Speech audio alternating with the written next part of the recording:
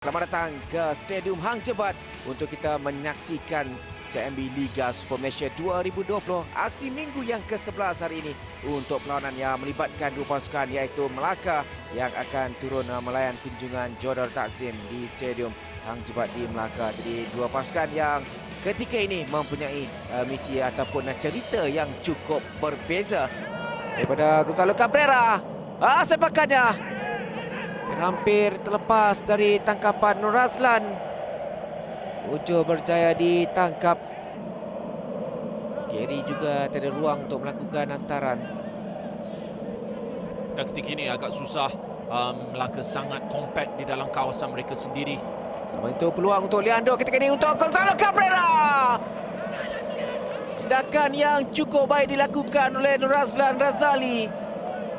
Menyelamatkan gawang gol Melaka dari dibolosi oleh Gonzalo Cabrera. Satu peluang yang cukup baik dimiliki oleh JDT. Namun tindakan cukup cemerlang dari Nur Razlan. Ya, Leandro di sini dengan satu hantaran yang sangat bijak untuk Cabrera. Nur Razlan keluar untuk menutup angle. Gila John juga dapat membantu Romel Morales. Cuba melakukan turning di situ.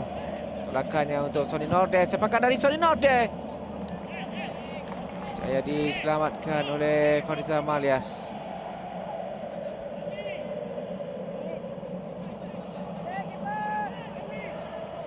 Ya, kali pertama kita boleh lihat ada percubaan daripada Melaka.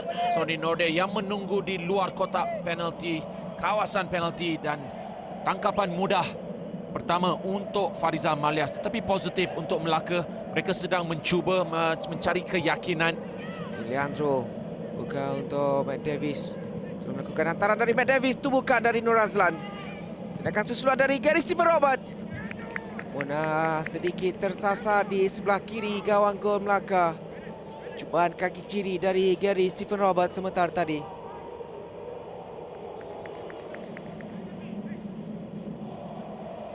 Satu hantaran yang baik daripada Matthew Davis ke kawasan yang berbahaya. Timing yang salah daripada Cabrera, tetapi Nur Razlan berjaya untuk mengeluarkan bola. Tapi kemungkinan boleh menangkapnya. Kembali JDT mengawal pergerakan bola ketika ini. Ramadan Saifullah. Tolakan menjadi lakukannya untuk Matt Davis ketika ini. Berjaya melakukan hantaran. Tandukan dilakukan. Sekali lagi Nur Razlan bertindak dengan cukup baik menyelamatkan gawang gol Melaka. Ya, dua halangan dalam perlawanan ini yang berjaya diselamatkan oleh Nur Razlan kerana ini adalah satu tandukan padu daripada Cabrera sebenarnya. Hantaran yang sangat baik daripada Matthew Davis, tetapi lihat pada gerakan Nur Razlan Razali. Beliau bersedia, beliau mempunyai tangan beliau agak tinggi.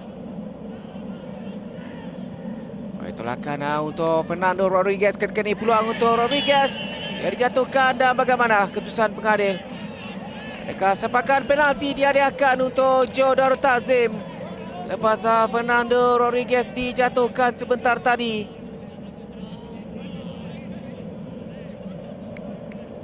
Jadi ini peluang untuk Johor Darul Takzim mendapatkan jaringan pertama.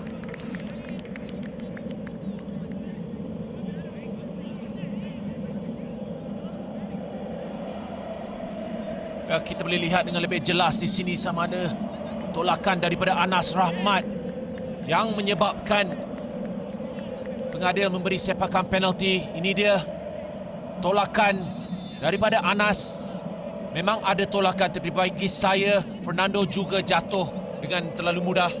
Daripada Leandro, mudah untuk menewaskan Razlan. Jadi gol pertama berjaya dihasilkan oleh Johor Darul Takzim menerusi sepakan penalti Leandro Velasquez yang juga jaringan ketiganya musim ini untuk menghadiahkan ataupun meletakkan Johor Darul Takzim satu gol di hadapan. Akhirnya Nur Razlan tewas. Mereka 70 menerusi sepakan penalti Leandro.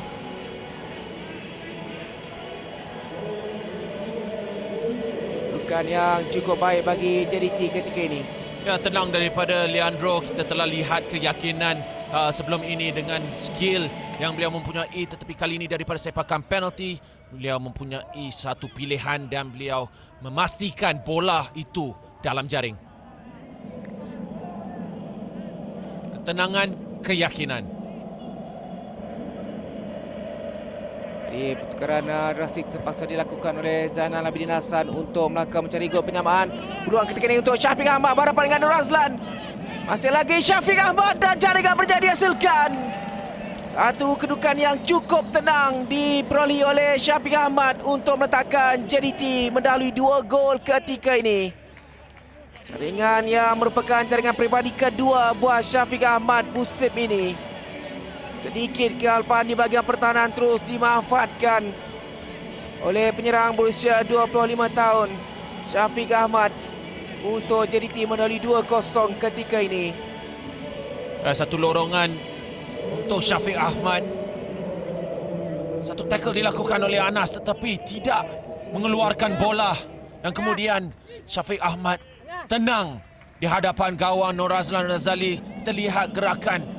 Dia tenang saja, satu sentuhan ke kanan dan jaringan dengan kaki kanan. Sekali lihat Syafiq mempunyai ketenangan sekali lagi untuk menewaskan Nur Azlan Razali. Makanan daripada Leandro Velasquez, tandukan dari Aidil dan jaringan berjaya dihasilkan. Aidil Zafwan berjaya untuk memahatkan namanya selaku penjaring gol musim ini untuk Jodor Tazim. Ini juga merupakan jaringan pertamanya musim ini untuk Jodor Tazim. Satu kedudukan yang cukup baik bagi Jodor Tazim. Mereka mempamerkan peningkatan yang cukup mendadak di separuh masa yang kedua. 3 gol berjaya dihasilkan untuk mendahului 3-0 ketika ini. Aidil Zafwan antara pemain yang paling lama berada dalam skuad JDT berjaya untuk mengadakan jaringan ketiga JDT pada malam ini.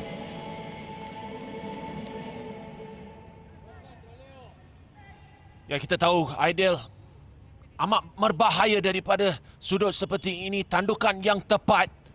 Ia tidak perlu kuat, ia hanya perlu tepat. Tetapi hantaran tersebut daripada Leandro adalah juga sangat sempurna. Tiada peluang untuk Nur Azlan.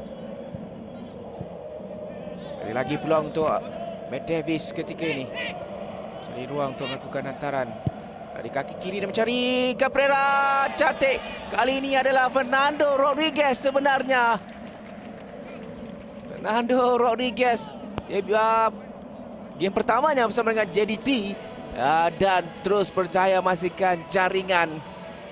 Jadi Fernando Rodriguez memastikan jaringan keempat untuk Jodaro Takzim. Untuk JDT 4 gol mendahului ketika ini. Ya, bijak daripada Matthew Davies ya, kerana apabila bola berada di sebelah kaki kanannya, tidak mempunyai ramai pemain dalam kawasan penalti, tetapi apabila beliau menarik semula, pemain JDT sampai dan melencongkan hantarannya, dan Fernando Rodriguez hanya perlu memastikan mempunyai sentuhan. Ini dia sekali lagi, tiada pemain JDT, dia tarik semula, Fernando bergerak sedikit, sentuhan, gol. Dan lihat dengan lebih dekat tandukan ketepatannya. Lagi Afiq. Arif Aiman sebenarnya. Ini peluang ketika ini untuk Fernando Rodriguez, tolakan dan jaringan berjaya dihasilkan. Kali ini mudah bagi Gonzalo Cabrera menghasilkan jaringan kelima untuk Jodor Takzim dan juga jaringan ketujuh pribadinya musim ini. 5-0 Jodor Takzim mendahului Melaka. Untuk aksi di separuh masa kedua ketika ini. Ya, pujian perlu diberikan kepada Arif Aiman sebenarnya kerana bola datang dari sebelah kanan kemudian ke Afiq. Afiq melihat gerakan Fernando Rodriguez. Dan itu dia whistle panjang menamakan aksi di Stadium Hang Jebat. 5 gol berjaya dihasilkan oleh JDT untuk mematrikan mereka berjaya menamatkan ataupun amankan Liga ataupun CMB Liga Super Malaysia 2020 dengan rekod tanpa tewas musim ini. Jadi tamat perlawanan di Stadium Hang Jebat menyaksikan keputusan penuh. Melaka 0, Jodaro Takzim 5.